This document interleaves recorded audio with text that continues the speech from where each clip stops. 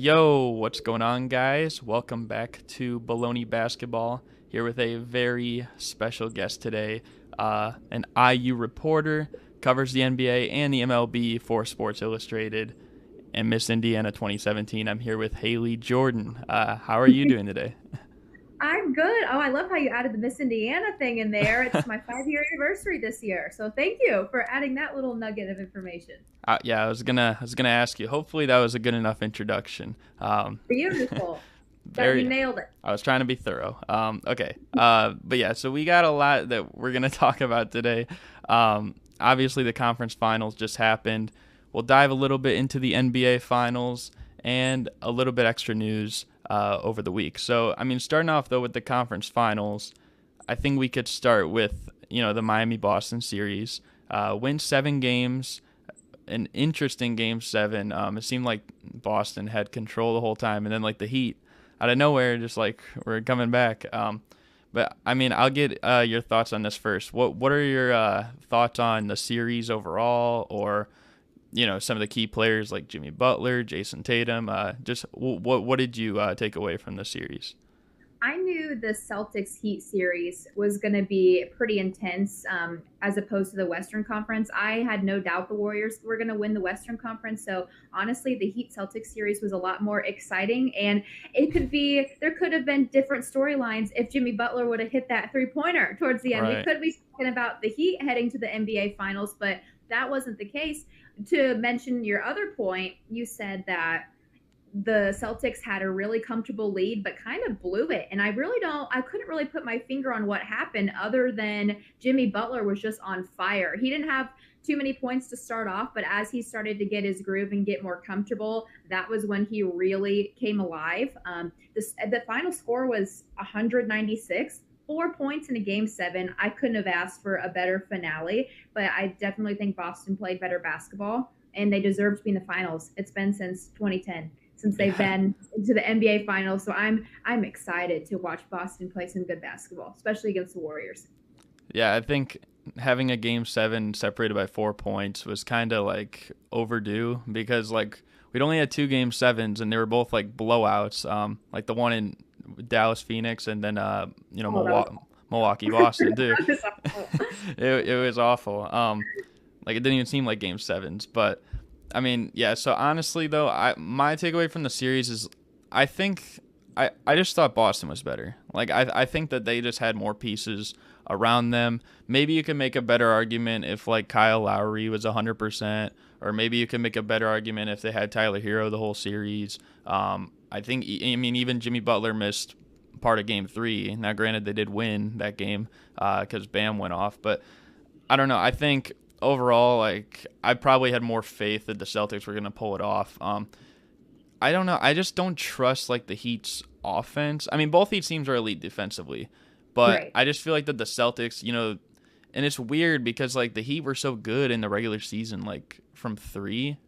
Part of that's probably like Duncan Robinson though as well. Um, but like this, I feel like personally the Celtics have like so many more threats around the perimeter, so many more playmakers. And for the Heat, I mean, a lot of that was mainly just Jimmy Butler in this series. I mean, Oladipo showed some flashes, but I think he's even still trying to get back to 100%. He did look pretty good from what I saw, though, especially defensively in this playoff run. But yeah, I mean, I think it's just like a crazy story. Like you said, it would have been crazy if Jimmy Butler hit that shot, um, because I mean that would have just it. I don't even know. Like I think the way that he got to the finals in 2020, and then like people were trying to like write him off from last year because they had such an early exit, and this would have been like the comeback story. Me being a Bulls fan, like watching Jimmy Butler like for several years early in his career, like that would have just kind of been crazy. But I mean, Celtics are moving on, and they're a crazy story too because they started like the year. I think halfway through the year they were under 500, and I can't remember personally like a time when a team's made the finals and like at the halfway point of the season they were under 500. You know what I mean?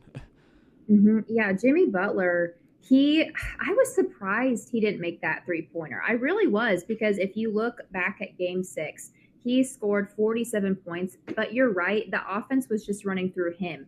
When you get to that stage, you're going to need more of those players to step up. In game 7, he still had 35 points, which is really good, but it just wasn't enough. His surrounding pieces just weren't giving him that extra boost. And so when everybody on Twitter is saying, oh, things would have been different if Jimmy Butler hit the shot, for sure. Yeah, the Heat could have won, but also things could have been different if his teammates would have stepped up and made some additional threes too. Right. So everybody likes to talk about how, oh, he missed the 1 3-pointer, but so did everybody else earlier in the game. So I agree with you. I think the Celtics were just more elite. They looked more put together. Their defense was really good throughout the series as well. And I was kind of rooting for the Celtics, to be honest. Everybody likes an underdog. Everybody likes to see the team who's overcome adversity make it all the way to the finals. And it's going to be challenging to play the Warriors, an experienced team like that. For Boston, they haven't been there since 2010. The Warriors are like, we've done this dance before. We know Right. what this is like. Facing Steph Curry, that's nothing to sneeze at, especially the NBA Finals. It's going to be an interesting one. Yeah, and especially because like the Heat, like, I mean, it seems like so long ago that like when the days they had like the big three plus Rondo, like with Pierce, Garnett, Ray Allen. With the Heat, like we've seen the big three with LeBron, Wade, and Bosh, and we've even seen this team, not totally this team, but like the main core, like Butler and Bam, like make the finals in the bubble. So it's like, I don't know, I kind of also did want the Celtics to win. I'm gonna say that, just because like it's been so long for that. I will ask you, though, one question before we get to the Golden State-Dallas series. So that shot by Jimmy Butler, you said that you were surprised it didn't go in. Mm-hmm. There's a lot of people saying he should have drove the ball and maybe like attacked the basket. What were you content with him taking a three there, or do you think he should have went to the basket? Yeah, I'd have to rewatch it, but honestly, that the attempted three doesn't bother me because they go in for him. You know, he probably thought that was going to go in. That's why he shot it. I don't think he would have taken the open shot had he not had that look there.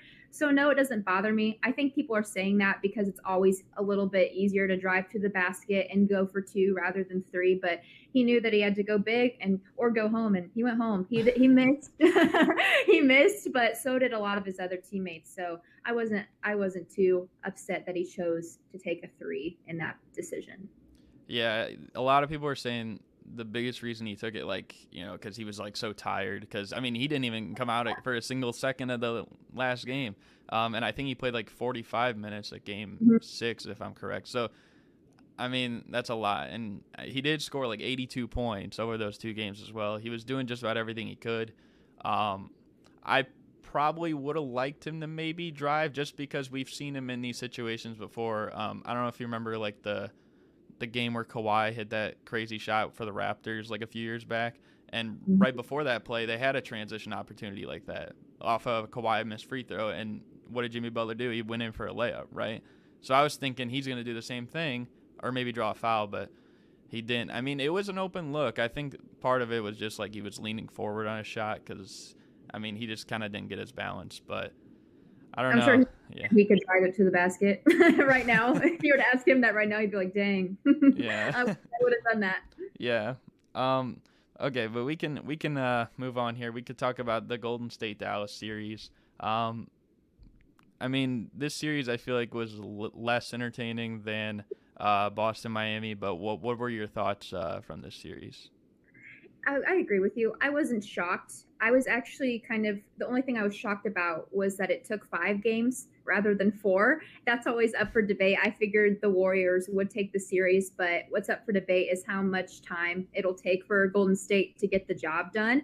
Didn't surprise me whatsoever that Steph Curry was the leading scorer for the Warriors in 4 of those games. He's done an excellent job coming back from that tweaked left foot in March against the Celtics. Ironically, they're going to have we'll see if there's like a little if they jaw at each other because of that. I doubt it. He's fine. But Steph Curry's looking like Steph Curry. The injury didn't seem to bother him. I thought point guard Luka Doncic was fantastic, leading scorer in all 5 games for the Mavericks. So if anyone deserves like a big high five and a big pat on the back, it's that guy. One game he scored 42 points, and he's a young NBA player, not a lot of experience. So it was great to see him perform so well in the finals, or in the conference finals. But like I said, I wasn't surprised. This is the sixth time the Warriors are going to the NBA Finals in 8 years. It's pretty good track record, and I don't think anybody was too shocked about it. And actually, it's the first time that a team's done that in any pro sport since MJ and the Chicago Bulls in the That's a mid good '90s. one. Um, Yeah.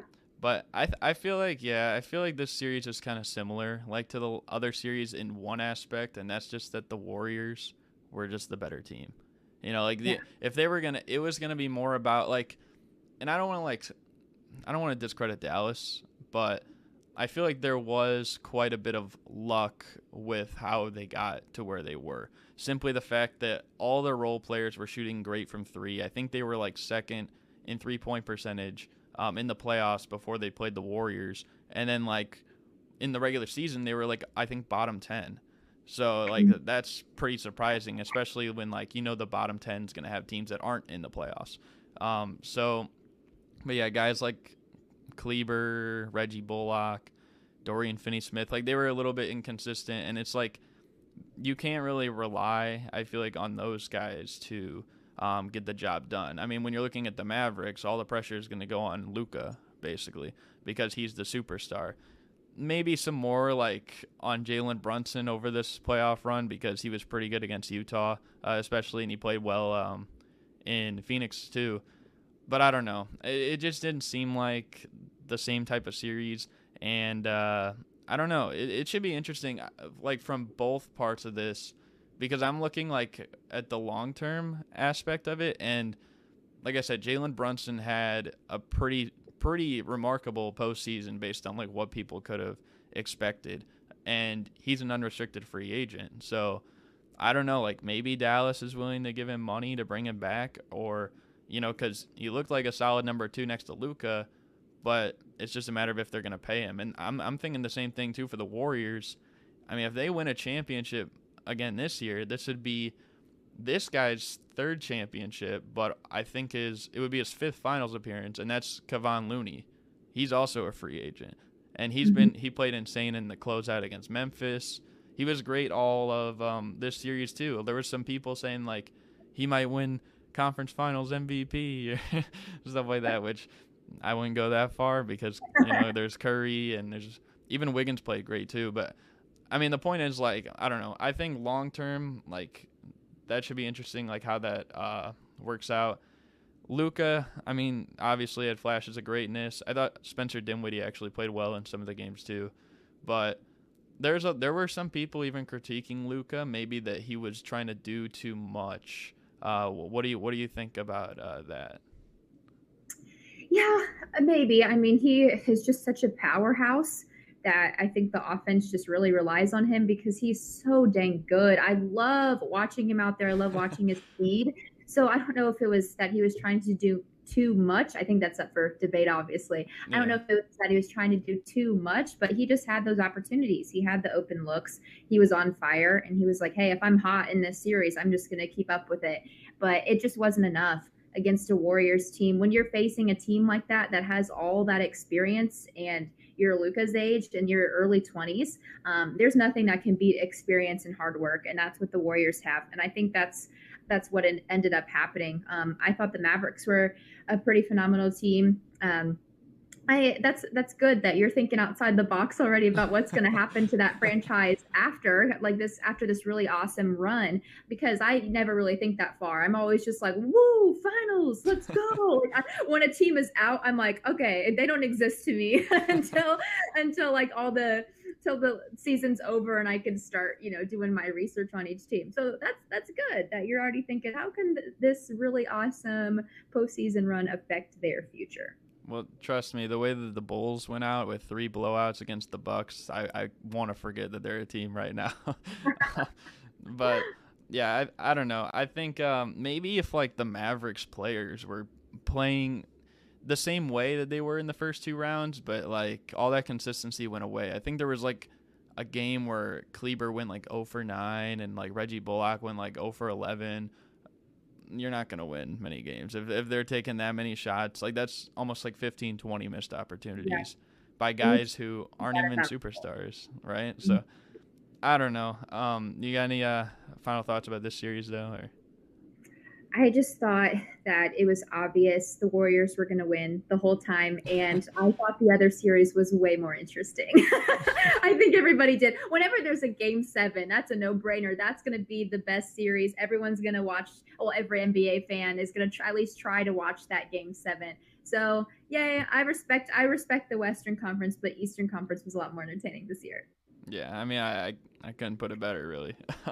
But now, I mean, we've talked about the East, we talked about the West, and only one team can come out of both. And now we got the NBA Finals. So the Mhm. Golden State Warriors and the Boston Celtics. So tell me what do you expect to see from this series, and who do you have winning in how many games? Oh, okay, awesome. We can document this because I haven't written this down yet. Okay. I think Boston's gonna give Golden State a fight. I don't think it's gonna be like the Maverick series necessarily. I'm still gonna say I'm still gonna say Golden State will win in five though. I'm gonna put that there. I think Golden State will win another one. I could be wrong, but you heard it here first. Steph Curry's great. Jordan Poole, Klay Thompson, after coming off of not one but two injuries, he had the left ACL, then the right Achilles tendon, Yeah. and pick up basketball, and he made his comeback earlier this season and has just flourished. Can't forget about Draymond Green. That roster is just loaded. And of course, I have to give credit to the Celtics too. They have Marcus Smart, or Jaylen Brown, Jason Tatum, Al Horford. They've got a stacked roster as well, but the Warriors are so used to this. I don't know if that'll work for them or against them.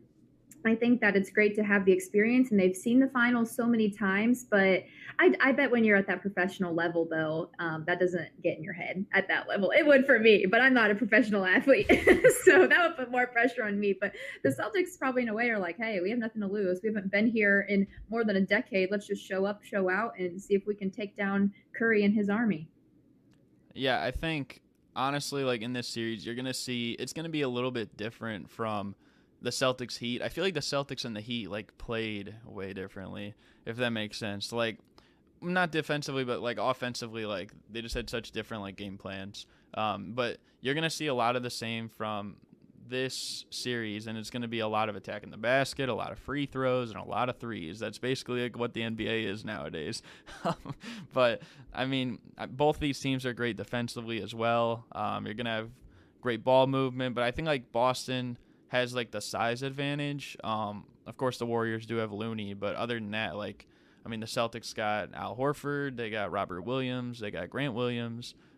They could put Daniel Tice in there, who started getting like DNPs in the last series, which I was kind of surprised by. But in the Warriors, you know, they have more quickness. They're always running off screens and everything like that. They're going to be moving off the ball probably more than Boston. But I mean, I've said, okay, so my original prediction way back, like before the season, was the Brooklyn Nets are going to win it all, and that was obviously very false. They got swept by the Boston Celtics. That wasn't a bad guess. They were doing well. Yeah, well, not in the playoffs. They didn't. Not in the playoffs, regular season. I mean, anyone that wins less games in the playoffs than my Bulls, like that's saying something. But you know, that's who I thought was going to win it all. Then in the second round, I said, I think the Bucks might be able to pull it off. I would bet my money on them. The only thing is, like, Chris Middleton is injured. And I was saying whoever wins this series, I think, is going to win the whole thing. And Boston did win it, so I'm going to keep riding with them. And I'm going to take them in 6. The one thing about the Celtics, though, this postseason is they're 6-0 after a loss. So I don't know. Like, if that trend continues, they're at least going to be going to a Game 7. So, and if they had home court advantage, then the series would basically be over. But yeah, I don't know. I think Boston will win in 6. I think the Warriors, I don't know. Like they very well could pull it off. Like obviously you said they have the experience. But I don't know. I feel like Boston, ever since like the middle of the season, like they've kind of turned it around. They've been blowing out teams that have been like insanely high level. I think that it should just be an interesting series, though, just because of the thing that you said, like with the Marcus Smart, Steph Curry incident about 2 months ago now, 3 months ago or so. So yeah, I'm looking forward to that. I got Boston at 6. I think Jason Tatum, who was the Larry Bird MVP, will also be the Finals MVP. So you picked the Warriors though. So do you have Steph Curry winning his first Finals MVP? Of course. Yeah, it's always going to be Steph Curry when it comes to the Warriors. I think the really cool storyline here regarding these two teams is that both of their defenses are so good. Ranked 1 and 2, Celtics have the advantage just a little bit in defensive rating this season, which is great. So does that mean it's going to come down to who produces better offense? I don't know. Obviously, a combination of both. I'm curious to see how many threes Steph Curry takes. Right now, he has the most threes in the league this season with 285. I hope he's got the hot hand and he'll keep it up, and we'll see what happens there. But I'm kind of curious. Like you said, it's going to be a different game than the conference finals. It's going to be a different style, and I'm curious to see which kind of playing style and game plan is drawn up for this series because it's different. And I love how we both have differing opinions, because that just means that nobody truly knows, or it's not set in stone. Like, it's not obvious. It's like the Western Conference series wasn't obvious, but people probably could have guessed. So this is going to be a head scratcher. We'll see. I do think it is interesting though. The last time the Celtics and Warriors played in the finals was when it was Bill Russell against Wilt Chamberlain. Like, that's so long ago. Like, it's just like kind of funny how it actually dates back to something. But yeah, if you want though, we can move on here to the NBA draft lottery, which did happen since the last episode. You know, Orlando's going to get the first pick, and then OKC, Houston, Sacramento, Detroit. I mean, I'm not going to go through everything, but do you have any takeaways like from the draft lottery? Do you have any predictions for the draft? What are you thinking? For me, I'm from Indiana. I grew up in Indianapolis, and when the Pacers got the 6th pick, I was extremely excited. I wish they would have got a top 5, because I personally think Chet Holmgren will go for sure in the top 5, and I really wanted him for the Pacers. But I also kind of want Jaden Ivey, the Purdue guard. I don't know if you know much about Purdue Boilermaker ball, but he is just an incredible player. He's quick. He kind of reminds me of John Morant. Some people say it's their playing style. Some people say it's their hair. Maybe a little bit of both. But I think Jaden Ivey would be a nice fit for the Pacers. Maybe even Keegan Murray, who's an Iowa player and super phenomenal. So I was kind of looking at the draft lottery from a Pacers fan perspective. But yeah, I don't really have I'm always pretty unbiased for the most part. So I never really have a preference of who goes with the Magic or the Thunder. Curious to see who the Magic will choose. I'm going to guess maybe Auburn's Jabari Smith could be the first or second player chosen. Chet Holmgren from Gonzaga is going to be a hot commodity with his height and just his success with the Bulldogs. And then maybe AJ Griffin will be up there as well. There's a long list of them. It's kind of hard to predict, and it depends on what each team needs, because the needs are going to be different. But just keeping it in the back of my head, I hope that Jaden Ivey stays local and comes to Indianapolis. Yeah, it's funny that you mentioned Jaden Ivey like that. I personally think he will be the best player in the draft class, like when it's all said and done. In fact, I was so high on him, I actually picked Purdue to win, like in March Madness just a few months ago. That's awesome. Yeah.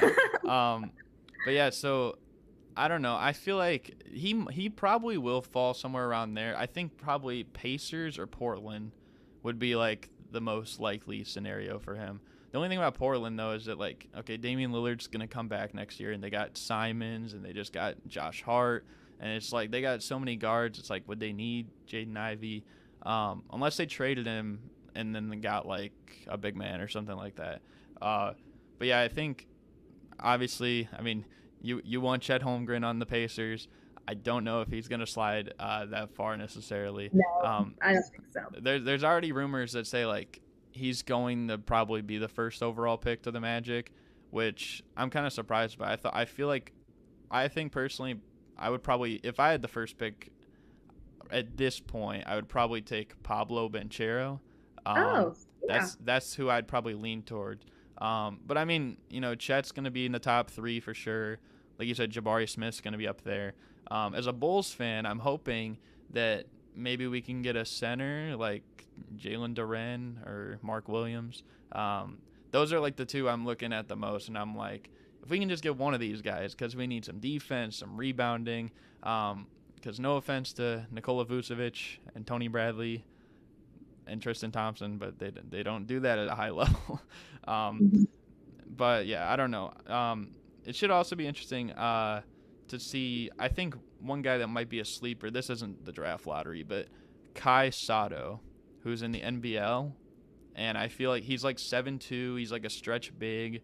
I think he low key could be a solid player one day. And I think I've been saying, if the Suns, I mean, there's this whole thing with DeAndre Ayton going on, right? If the Suns don't bring it back, like, wouldn't be bad to take a gamble on him. But yeah, I mean, I don't know. What do you have any thoughts? I'll ask you about IU's prospect. Do you have any thoughts on Trace Jackson Davis? Or He just announced he's coming back to Indiana for his senior season. So he is out. And head coach Mike Woodson was so pumped about it. And he said, I haven't stopped smiling since Trace is back on the roster. And I think Indiana could be pretty good. They also have Race Thompson, Miller Kopp, Xavier Johnson. They're all coming back too, so it could be a loaded up roster. But I do think that Trace Jackson Davis will be good in the NBA someday, but I wasn't too sure if he was ready to take that next step this season. which, I mean, he's going to be a senior, and even if he goes undrafted, I mean, he could have a Yogi Ferrell situation, Yeah. right? Fun fact, we actually, well, my high school played his high school in the state championship, and we won our only state championship against Yogi Ferrell's high school. Was that Park Tudor? Did he go to Park Tudor? Yes. And then, Okay. and then his school won the next 2 years.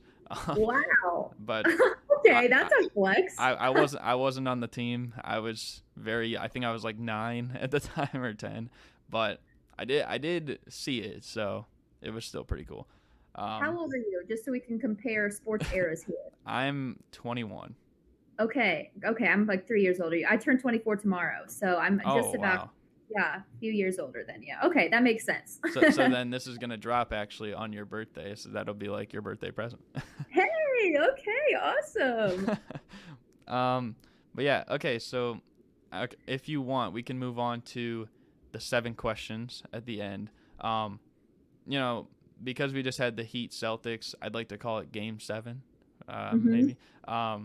But these are just some simple questions, kind of like a get to know type of questions, basically. Sure. Pretty simple, but all right. So I'll start off with the first question. Is I mean, you kind of alluded to this already, but your favorite NBA team and why? Actually, okay. So I am from Indianapolis and I do respect the Pacers and I'm very close to Gainbridge Fieldhouse. But my favorite NBA team is actually the Bucks in Milwaukee because Oh, when wow. when I was a sports anchor in Illinois for a while, I covered the Bucks and that was that was last year, the year they won the championship. I cut so much video of Giannis Antetokounmpo. I love his cheesy jokes that he tells in almost every single press conference. And he ended up being the team's MVP in the finals. And they were just an awesome team to cover. I like Coach Bud. I'm not from Wisconsin, obviously. I have never even been to a game in person, but they were just my favorite team to watch and keep up with. But if somebody was like, who are you a diehard fan of in the NBA? I don't really have one. I wouldn't say I'm completely unbiased because I do like the Pacers and Bucks, but I try to just keep my eye out on everybody if I can. Well, then that backfires on me, being that I am a Bulls fan, because you guys got the best of us then. But now, basically, I mean, for me, just like you, I am also from Indiana, but I am a Bulls fan because I do live closer to Chicago than I do Indianapolis, and Okay. because my family always was Bulls fans, always the Chicago team, the Bulls, the Cubs, the Bears, the Blackhawks, not the White Sox though. No, we don't Not mess the White Sox. we don't Yeah, mess with the White Sox nobody likes the White Sox for some reason. because you can only pick one, and it's like we got to pick the Cubs. You know what I mean? All right. So the second question then is, I mean, we'll see if it's still him as well. But your favorite NBA player. Now this could be current or it could be all time. Uh, Okay. Okay, yes. I'm just really boring with these questions. Giannis is my favorite NBA player just because for me being a reporter, he's just so easy to listen to. And that is gold when you're a reporter and you are hearing players talk all day long. And if someone can entertain you, instead of saying the same thing over and over in a press conference, that is great. Not only is he great from a media perspective, but he's just awesome out there on the floor. There's no denying that. He's always like the top of the charts throughout the regular season. I was surprised the Bucks didn't make a deeper postseason run. I was really shocked by that. Giannis would be my favorite player. I do like Steph Curry. I wouldn't say he's my favorite player, but I admire him. I like watching him play. And then I always have new favorites every single year. Or I won't even call them favorites. I have new players that I like to watch, see how they're translating to the NBA. Luka Doncic was really fun to watch, and I'm excited for his career. I think it's going to be long in the NBA. I really think he's going to do well. But yeah, my absolute favorite, if I had to pick just one, it'd still be Giannis. Yeah, I mean, I also have Giannis around. I would say of current players, he's probably one of my top 5 favorites. I also do like Jokic. You know, he's up there. Gotta love Kawhi. I mean, yeah, that's a good one. Yeah. Same thing with, I think personally, Dame as well, because he's just kind of like, I don't know, he's just like a cold killer in a way. You know what I mean? And then some, I guess, retired players I like. You know, Yao Ming, Ginobili, Dirk, Steve Nash. But my favorite player, and it's probably also a little bit boring, mainly because I'm a Bulls fan. The era I grew up in, it's Derrick Rose. Derrick Rose, okay. D-Rose. It's got to be. I'm surprised you Youngest didn't MVP. put Michael Jordan in there. Yeah, well, he is up there. I can't put him number 1. That's where my dad's got him, because he grew up with Michael Jordan. You know, I got D-Rose, so I got to roll with that. There you go. All right, so the third question is, which situation, now these are both kind of messes in itself, but which situation right now in the NBA do you think is currently in the better situation, the Nets or the 76ers? Oh, God. The Nets, I guess. I would say the Nets. Gosh, I don't know. That's a great question. That could go either way. My first instinct was to say Nets, but I'd have to make a really long list and compare like a pros and cons list to really digest that. What do you think? I would probably lean toward the Nets, just because I feel like so much of the 76ers right now, it's dependent on James Harden. And he's 32, I believe, going to be 33 soon. The point is, like, he doesn't look like the Harden of Houston that we once remember. Obviously, he's getting paid a lot of money if he takes his player option. If he doesn't, he could take a longer contract, which might set the 76ers up for, you know, a worse future potentially if he's not playing anywhere what they expected him to play as. I just feel like, you know, it's kind of weird. Like, Daryl Morey wants to reenact his like Houston Rockets, like when they had Harden and a bunch of floor spacers out there. But it's like you got a guy like Joel Embiid, who I think, you know, best player on the team. He's the superstar, and it's like it's hard to do that when, you know, Embiid's out there, and they're so reliant on his defense as well. Really, like, his kind of like just presence, really. I mean, you saw it in the Heat series in the first 2 games without him. Like, they didn't stand a chance. Then he came back and they won the next 2 games. So, I don't know. I think we're looking at the Nets. I think the biggest thing is, I mean, with Kevin Durant and Kyrie Irving, like, those are 2 of probably the top 15 players in the league. Durant's probably, I mean, some would say he is the best player in the league, but he's at least a top 5 probably player in the NBA right now. And you could kind of build around that. Like, they don't have pieces that are just to waste. Like, Seth Curry's solid. Bruce Brown Jr. played really well in the postseason. I think if they bring back Blake Griffin, I think he could actually bring a spark off the bench. I think that he showed that in the last few games when he actually got an opportunity. And And I mean, he's also accomplished as well. The biggest thing though for them is just like, when is Ben Simmons gonna play, and like what's gonna happen with Ben Simmons as well. And I feel like even then, like that's kind of just one situation. I feel like for the 76ers, like they might need to clean house eventually, and it's like you're worrying about if Embiid wants to stay after like maybe 1-2 more years of, if they can't get past the second round. Tobias Harris as well. He's got a heavy contract. They might want to trade him. So I just feel like there's way too many questions for the Sixers. Yeah, that's a really tough question, because if I had like a sheet of paper and I could just write which assets each team has, then you got to keep in mind like the Nets, they did lose the big three because James Harden, he's out, but at the same time, one of our NBA guys that works for Sports Illustrated, he gave the most like mind-blowing stat. The big three, I can't remember what percentage it was, but they didn't play, all three of them didn't play together in that many games. So when people refer to them as the big three, it was because they paired really nicely together, but it wasn't like it was a frequent thing. So I was like, oh wow, I didn't even realize that.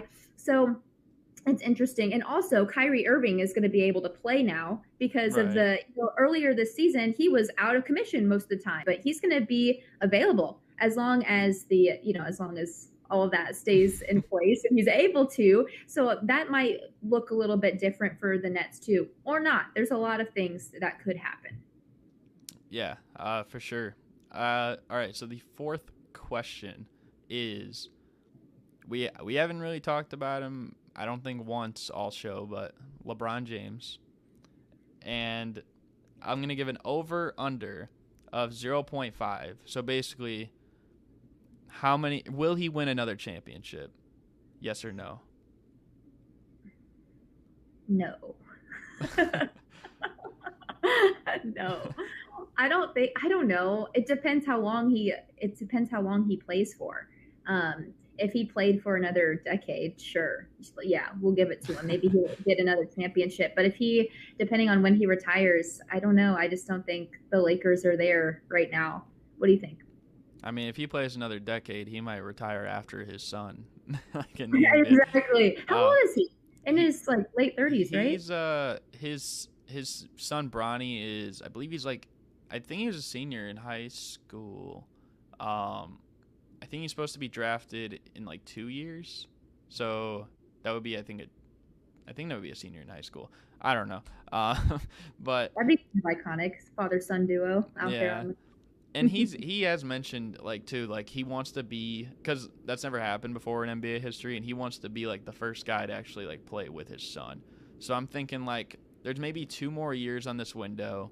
There's 1 more year on his contract, but sadly there's also 1 more year on Russell Westbrook's contract, and it doesn't seem like that's gonna work out very well. Doesn't seem like anyone wants to trade for him because he's making a lot of money, and they're basically just stuck with him for that year. So basically after that, like maybe he'd have 1 more year to try and formulate a super team or something like that. But we've seen him in the past, like even when he's formed super teams, they never work out in year 1. Like he did with the Heat, they lost to the Mavericks. He did with the Cavs, again, they lost to the Warriors in the finals. When he first came to LA, they missed the playoffs. So I feel like it takes time, like for the LeBron experience, is what they call it. Experience, yeah. Yeah, but like after that, like then his son will be eligible in the draft. He'll probably want to play with him. It'll probably be a team that is trash, like the Oklahoma City Thunder or something. Which, I mean, maybe they won't be trash by then because they'll have like a lot of their picks more developed, and they got like a lot of picks. But I don't know. I'm going with under. I think the only way that he could win another championship is if he formed a super team again. I mean, that's why they call him the GM, right? Like maybe he pulls off a move and gets it done, but I wouldn't count on it. Could be the Tom Brady of the NBA. Just keep playing until he's in his 40s and just, retires, then comes back. Who knows? Sometimes those players you just hate. I won't be happy when he retires. I think everybody will be. It'll just be the end of an era to see him go. But it'll be nice that his son is stepping in. So at least, his son's out there on the court. That'd be awesome if they could play together. Really cool. Yeah, I mean, we'll see. We'll see if it happens. All right, so the fifth question is this one you might like. So, what NBA player, could be past, could be present, would you want to have your back in a fight? Oh my goodness. Um That's awesome. Let me think here. I'm running through a bunch of different names right now. NBA player. He's in he's gonna be I think he's gonna be drafted. So he's not in the NBA just yet. But I'm gonna go for one of my college players that I cover. Do you know who Travion Williams is from Purdue? Uh, yes, I believe Okay. so. Big Yeah. man. Yeah, I think that he will get picked up late in the draft, but he's a big dude. Like he's a big guy, and people are like, he's that big, but he's playing basketball, and I'm like, yeah, heck yeah, he's good. So I would do for college, I would do Travion Williams, and then if I had to pick somebody that's currently in the league, um, gosh, definitely not Steph Curry for this one. No, I would need like a forward or something. Probably not Giannis either. He's too Not nice. Giannis. He's too thin. Clay Thompson's had too many injuries, so I don't think he'd be able to withstand somebody. I don't know. Let's see. Give me a couple names of centers.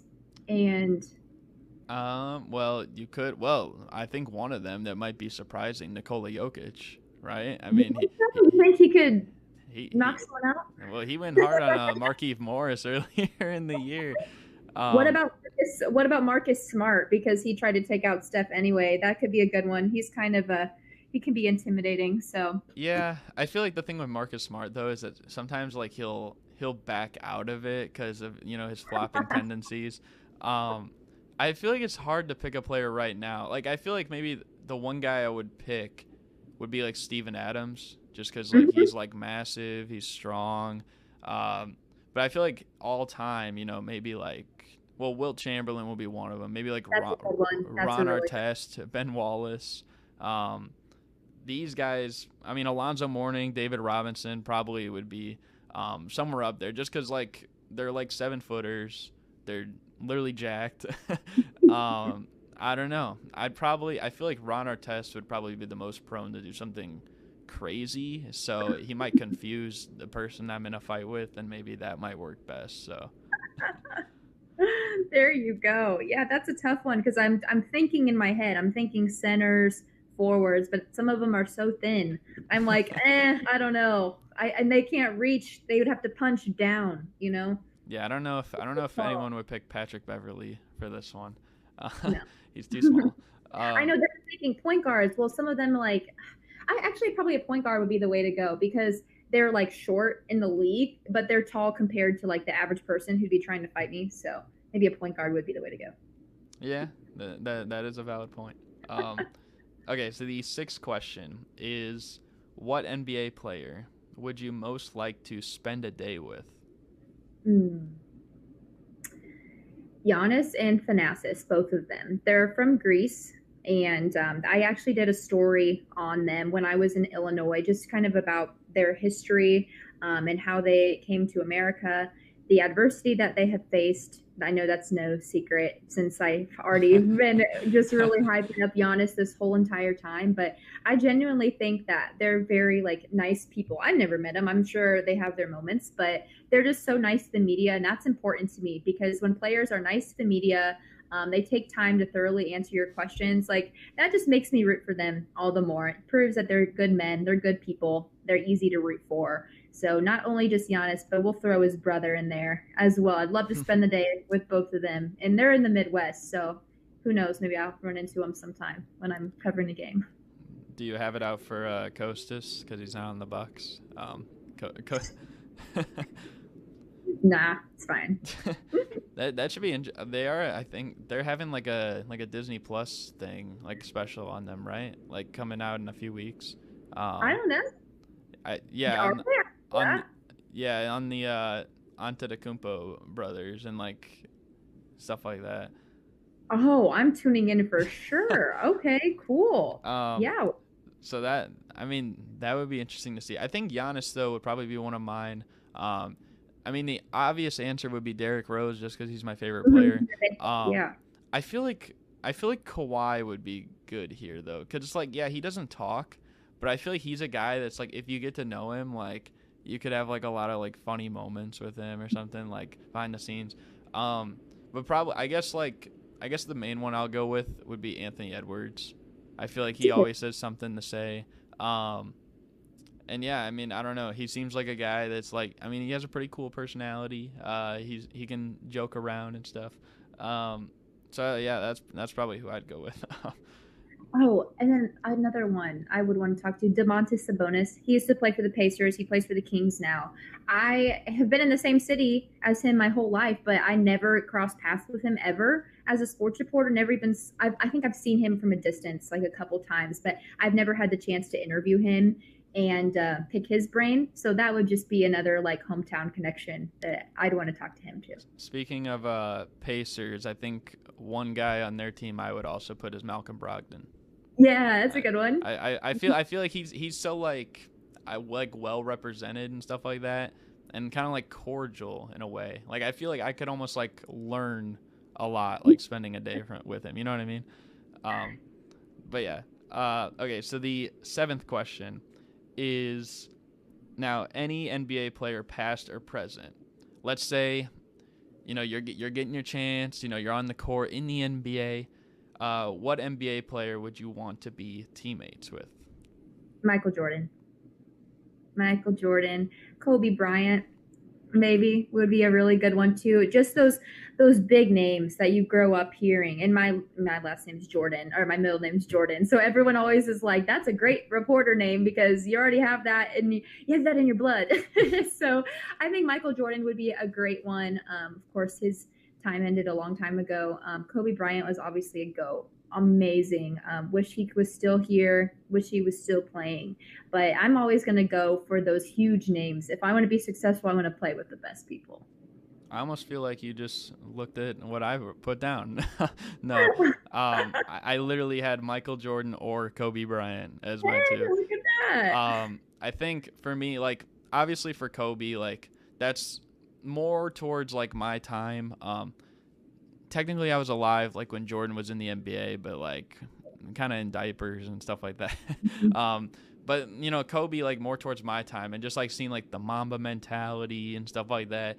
Seeing him go off like for 81 points or like 62 in 3/4. He literally outscored the Mavericks in 3/4 in a game. And probably could have for the whole game if he didn't sit out the whole fourth quarter. His last game was insane. Like, there's so many moments you could think of for Kobe where it's like, yep, that's just Kobe. And it's like he almost willed the team to win. And, I mean, same thing for Michael Jordan. I mean, that's what he's always done. I mean, he would probably do things that would be unthinkable, unspeakable as on the basketball court just to win. But if I'm trying to win, I want one of those guys. I mean, Kobe, the Black Mamba, or Michael Jordan, who is the GOAT. Simple. Yeah, I have always heard in life, if you want to get really good, get a mentor who's way better than you. You're not going to learn from people who you're better than or who are just like, average players. It might take a little bit to stand out, but hey, if I wanted to win, I'd want to be surrounded by players who are 10 times better than me. So, nah, I think those two would probably be the best chance to win. Maybe if I wanted to have fun, like maybe I'd play with like Boban Marjanovic as my teammate, because like that'd be a fun time in the locker room. But if I want to win, like I want to go with those two probably. But yeah, I mean that's all the questions. That's basically all that we had in store for the show. Hope you guys enjoyed. Thank you guys for watching. You got any final thoughts? Hey, thanks for having me so much, representing women in sports. Thank you so much for getting a female perspective. I always love it. I love being a podcast guest and just able to kind of say whatever I want, which is nice. I don't really have a script in any of my hosting videos, but it's so nice just to act like I'm talking in my living room. Well, I am in my living room technically right now in my apartment, just talking about sports. So this is really fun. I really appreciate it. Thanks for having me. Well, I appreciate you being on. I know it's been kind of in the works, so I'm glad we finally got it going. But yeah, again, thank you guys for watching. Hope you guys enjoyed. and we're out. Peace.